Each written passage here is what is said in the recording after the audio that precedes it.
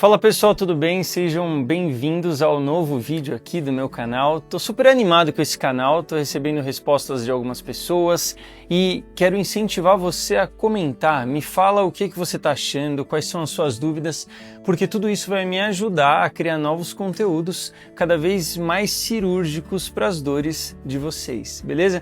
E hoje eu quero falar de um assunto que muita gente tem mandado lá na rede vizinha perguntas sobre isso. Eu estou falando de oração, poder da oração, o que a ciência vê sobre oração, rezas e toda essa parte, né? A gente fala muito de curas por isso e tudo mais, legal. A ciência vê isso como mindfulness e eu vou explicar um pouco sobre isso. O que é o mindfulness?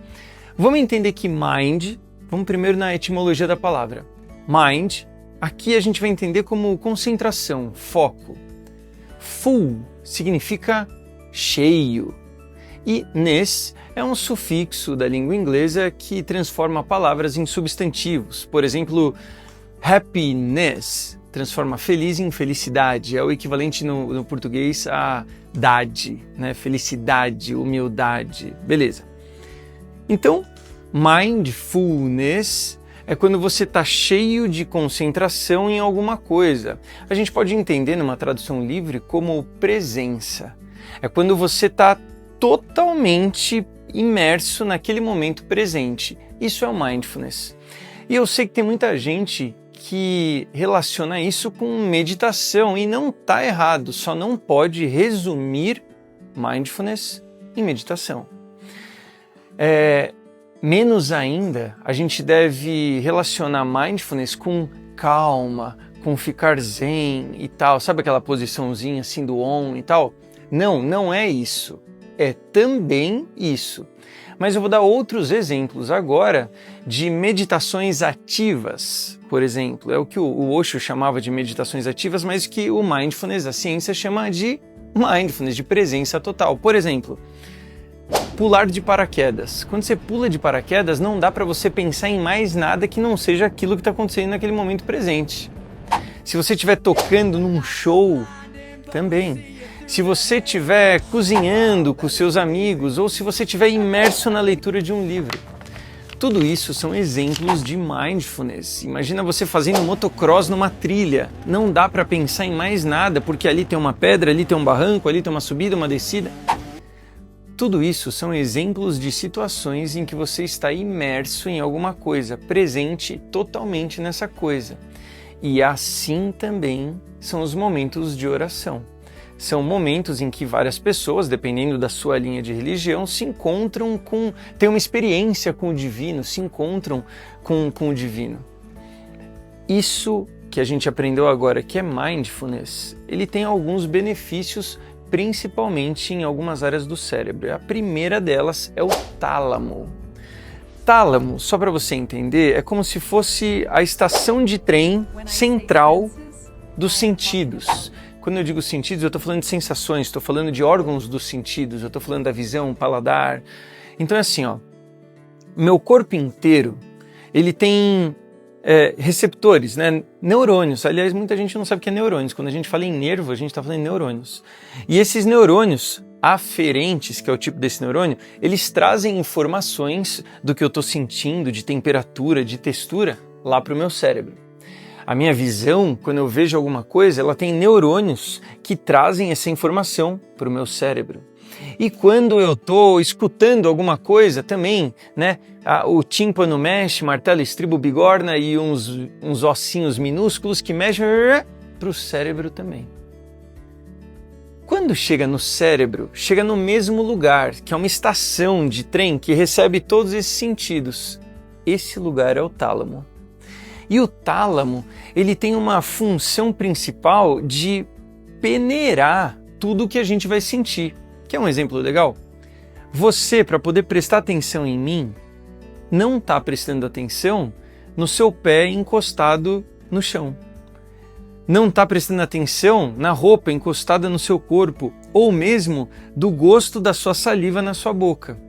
E você está me ouvindo, então você também está ouvindo menos os barulhos ao seu redor. Quem faz essa peneira é o tálamo. Então, quando você está fazendo uma prática de mindfulness, o que você está trabalhando é essa competência, a habilidade de peneirar os seus órgãos dos sentidos para que você consiga focar sua atenção em uma coisa só. Em pedagogia, a gente chama isso de o segundo circuito de atenção, que é a atenção orientadora. Ela orienta para onde vai o seu foco. Eu já gravei um vídeo aqui sobre as 3 atenções, sugiro que você assista também. A primeira atenção é vigilante, a segunda orientadora e a terceira executora. O mindfulness treina a nossa capacidade de atenção orientadora. A gente consegue treinar, bloquear as outras coisas e focar em um negócio só. A outra área do cérebro em que a gente trabalha e desenvolve com o mindfulness é o córtex pré-frontal. Em especial, um lugarzinho dele chamado córtex pré-frontal dorsolateral, que é uma área... Córtex pré-frontal é a nossa área da razão, tá bom? Na área da razão, que é o córtex pré-frontal, tem uma subdivisão, que é o córtex pré-frontal dorsolateral, que é uma área específica para ajudar a gente a não pensar nas coisas que a gente não quer pensar. É um inibidor de pensamento. A prática de mindfulness ajuda você a desenvolver melhor essa habilidade de não pensar no que você não quer pensar. E tem ainda uma terceira área do cérebro que é muito trabalhada, que é a nossa amígdala. A amígdala é o nosso radar de ameaças. Ela fica ligada vendo se você está na iminência de algum risco ao seu redor.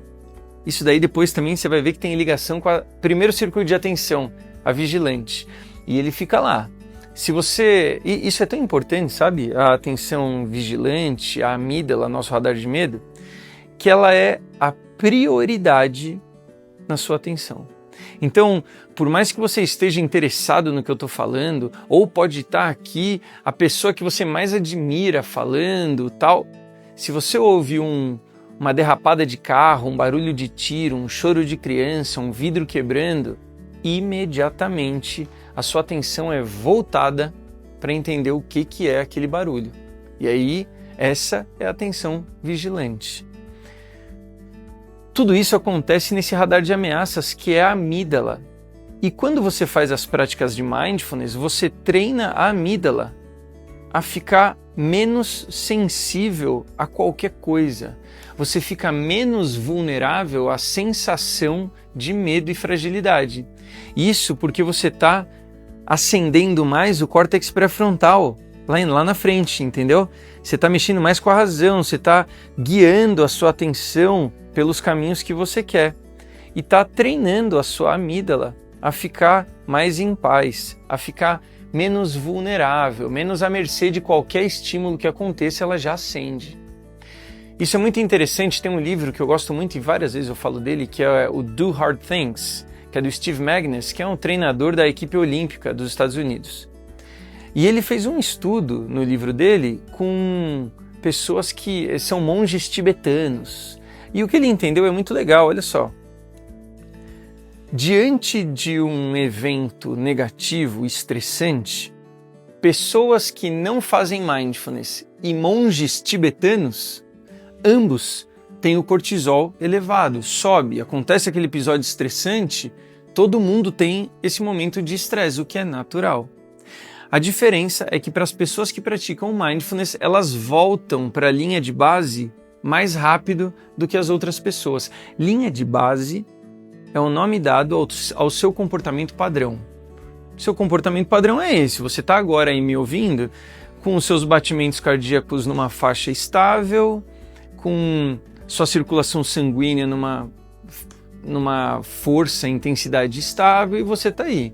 Diferente de se começasse um tiroteio agora na sua rua.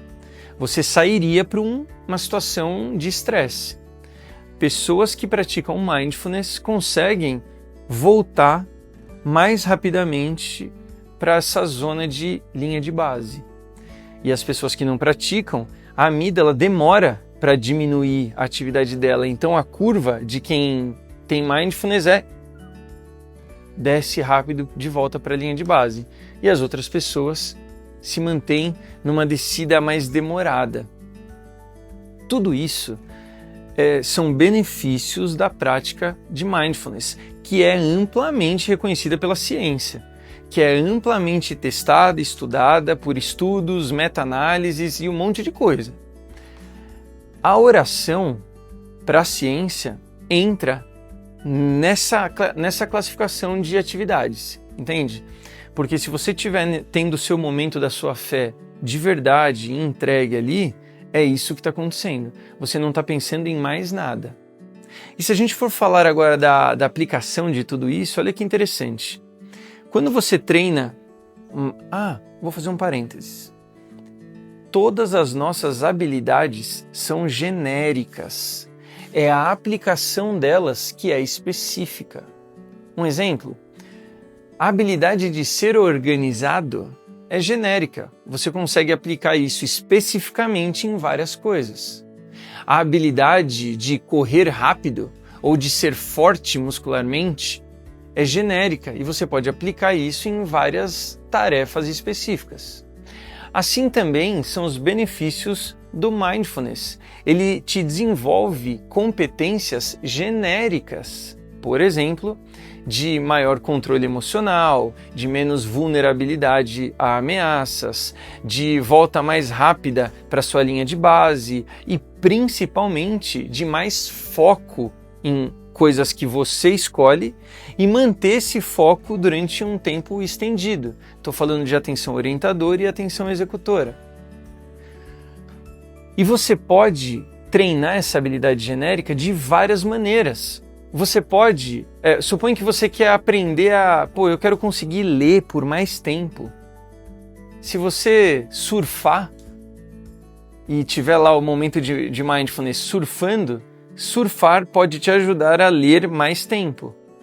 Se você toca algum instrumento e vai tirar uma música na partitura nova, isso te exige toda a presença ali. Isso te ajuda a ler mais. E por aí eu posso dar infinitos exemplos.